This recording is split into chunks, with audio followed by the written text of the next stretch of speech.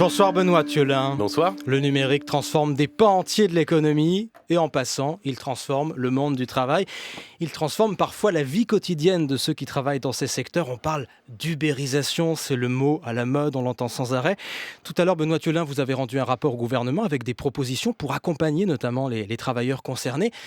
Si on repart de la base, qu'est-ce que c'est finalement cette fameuse ubérisation ?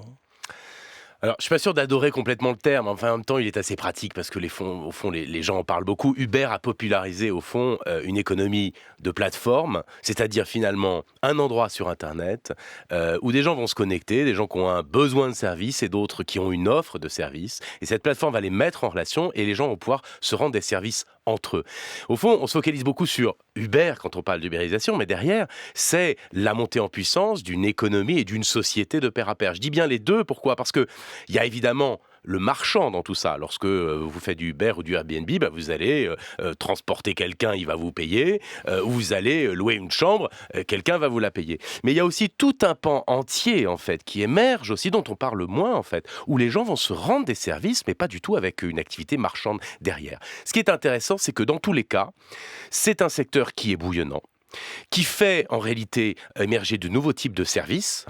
Vous pouvez regarder aujourd'hui, on se transporte dans une ville comme Paris de manière très différente. On va se transporter en France de manière différente avec un Blablacar aussi. On va avoir des tas de petits services qui sont en train de se mettre en place. Donc, toutes ces choses-là transforment et créent de nouvelles activités, mais en même temps, ces plateformes sont très peu fiscalisées, donc elles contribuent assez peu à la collectivité. Elles ne contribuent pas non plus à la protection sociale, et donc il y a une vraie question qui est posée. Et on va parler de tout ça, évidemment. Partons là encore une fois de la base.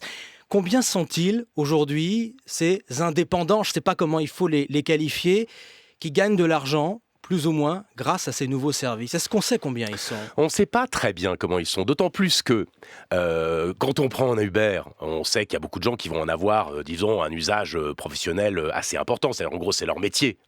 Mais ce qui est intéressant dans cette économie collaborative, c'est qu'en fait, vous pouvez très bien être salarié, vous pouvez très bien être journaliste à France Info, les 2 tiers de votre temps, et puis vous avez 1 tiers de votre temps, vous allez, je ne sais pas, louer la chambre de votre enfant qui est devenu étudiant, qui est parti de chez vous, vous allez cuisiner un peu et un peu trop, et donc vous allez vendre une partie. Vous savez qu'il y a des plateformes aujourd'hui qui sont en train de se créer.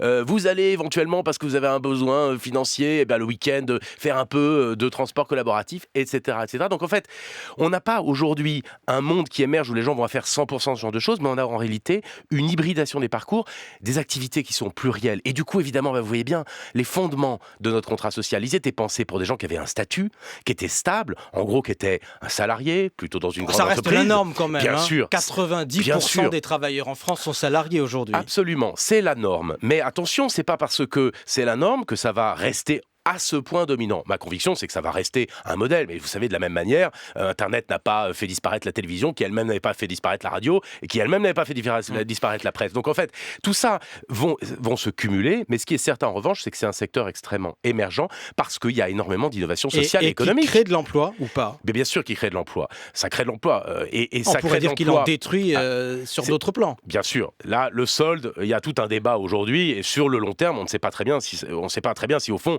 la révolution numérique est très schumpeterienne, c'est-à-dire que ça détruit mais ça crée, ou si l'automatisation par le numérique va détruire énormément d'emplois. Mais ce qui est certain en tout cas, c'est que les gens vont de plus en plus cumuler, avoir des parcours hybrides. Et les fondamentaux de notre contrat social, ils ne sont pas pensés pour ça. Quel est le problème principal ? Vous avez fait le tour de la question. Pour moi, il y a trois problèmes fondamentaux.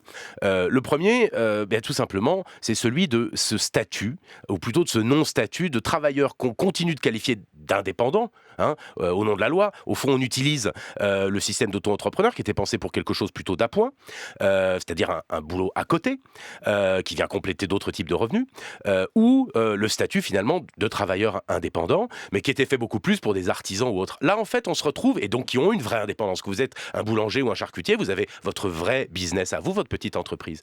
Mais quand vous êtes un chauffeur de Uber, lorsque vous dégagez des revenus face à une plateforme, dans un contrat qui va être extrêmement limité, vous pouvez tout d'un coup être face à une décision unilatérale de cette plateforme qui, un jour, vous envoie un mail et le lendemain, vous annonce qu'on a baissé vos revenus de 20%. Donc cette atomisation de travailleurs qui sont en réalité théoriquement indépendants, mais économiquement fortement dépendants, le droit ne les aide pas et les protège pas. Donc nous, ce que l'on dit, c'est qu'il doit y avoir une forme de syndicalisme 2.0. D'ailleurs, heureusement, ils n'ont pas attendu, ils s'organisent et vous devez avoir de nouvelles relations pensées entre ces plateformes et leurs usagers professionnels qui doivent se regrouper. Et demain, on doit avoir des négociations entre ces pourquoi, usagers par et ces exemple, plateformes. pour établir le même type de protection sociale que la protection sociale des salariés qui cotisent pour l'assurance maladie complètement, qui cotisent pour leur retraite? Il faut faire des salariés bis avec ces nouveaux travailleurs? Je ne pense pas qu'on puisse imaginer que, d'une certaine manière, on va nationaliser Uber ou faire de Airbnb un nouveau groupe Accor. Ces plateformes, elles répondent aussi à une demande sociale. C'est-à-dire que vous êtes un chauffeur d'Uber, vous avez envie aussi pendant 3 jours de vous arrêter. Ce qu'il faut voir, c'est que ça répond aussi à une demande sociale. Les gens ne veulent pas forcément travailler à 100% pour le même boulot, ils veulent pouvoir s'arrêter quand ils veulent. Donc, on ne va pas les transformer en entreprise. En revanche, on doit repenser ces relations et on doit faire en sorte que ces gens puissent s'auto-organiser et être des interlocuteurs. On n'est pas dans un contrat unilatéral, il doit y avoir une discussion entre les deux. Ça, c'est la première chose. Et puis la deuxième chose, c'est que de manière plus générale, aujourd'hui, lorsque vous contribuez pas simplement à l'économie marchande, vous avez un pan entier de nouveaux types d'usages et de services que les gens se rendent entre eux. Au fond, on pourrait parfois parler de services publics de pair à pair. Les gens se rendent des services, ils vont faire des services très personnalisés. Mais aujourd'hui, vous consacreriez une partie de votre temps, vous allez moins travailler à France Info et vous allez faire du soutien scolaire le soir, ou vous allez contribuer sur Wikipédia. Vous allez travailler dans une association de lutte de défense de l'environnement. Toutes ces choses-là aujourd'hui, généreusement vous les faites, et pourtant vous êtes frappé d'une double peine.